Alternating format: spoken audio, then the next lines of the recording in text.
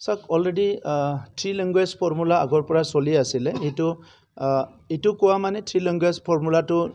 ইয়াত ডিনাই কৰিছে এইটো নহয় বড়ো মিডিয়াম সম্পূৰ্ণ অসমতে বিভিন্ন জিলাত চলি আছে বড়ো ভাষাৰ লোকসকল আছে যেনেকৈ বিটিআৰ অঞ্চলত অসমীয়া বঙালী গোৰ্খা বিভিন্ন লোকসকল আছে গতিকে অসমত সকলো মানুহে সকলো ভাষা ক'ব পাৰিব সকলো সাংস্কৃতিক নিজৰ এক্সাৰসাইজ বা প্ৰচলন কৰিব পাৰিব সকলো ধৰ্ম প্ৰচলন কৰিব পাৰিব মুখ্যমন্ত্ৰী ডাঙৰীয়াই বিচাৰিছে যে আমাৰ যেটো থলুৱা ভাষা বা খিলঞ্জীয়া লোকসকলৰ ভাষা এই মাতৃভাষাবিলাক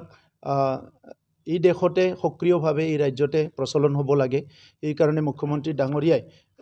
এই কামটো যদিও চলি আছে ইয়াত মোৰ এমফেসাইজ দিছে যাতে অসমীয়া ভাষা কোনবা যদি পাহৰি যাব বিচাৰিছে এটো হ'ব নোৱাৰে বড়ো ভাষাক যদি কোনবা পাহৰি যাব বিচাৰিছে এটো হ'ব নোৱাৰে কিন্তু মুখ্যমন্ত্ৰী ডাঙৰীয়াই অসমৰ ভিতৰত যে কোনবা এটা ডিস্ট্ৰিক্টত বড়ো ভাষা নচলিব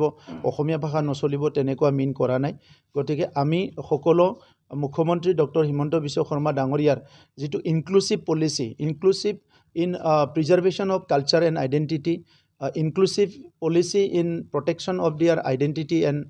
old status আৰু লগতে তেখেতৰ inclusiveness in development schemes এই কথাটো আমি সকলো এপ্ৰিচিয়েট কৰি আছো আৰু inclusive growth আৰু collective যেটো এটা আইডিয়াস যেটো লৈ পেলাই তেখেতে কাম কৰি আছে এইটোৱে ডাঙৰ ষ্টেটমেন্টশিপৰ এটা ৰোল হয় গতিকে মুখ্যমন্ত্ৰী ডাঙৰীয়াৰ নেতৃত্বত এই কথাটো আমি বেলেগকৈ ইন্টাৰপ্ৰেট কৰিব নালাগে বুলি মই ভাবো আৰু বড়ো ভাষা এই শিডিউলত অন্তৰ্ভুক্ত হোৱা এটা ভাষা অসমীয়া ভাষা এই শিডিউলত অন্তৰ্ভুক্ত হোৱা ভাষা বঙলা ভাষা এই শিডিউলত অন্তৰ্ভুক্ত হোৱা ভাষা গতিকে যি সকল ভাষা নেশনেল লেভেলত ৰিকগনিশ্যন পাইছে এটো ভাৰতবৰ্ষত যত প্ৰচলন কৰিব বিচাৰে তাতে প্ৰচলন হ'ব পাৰে যোৱাকালি আদানীৰ পুত্ৰ জিত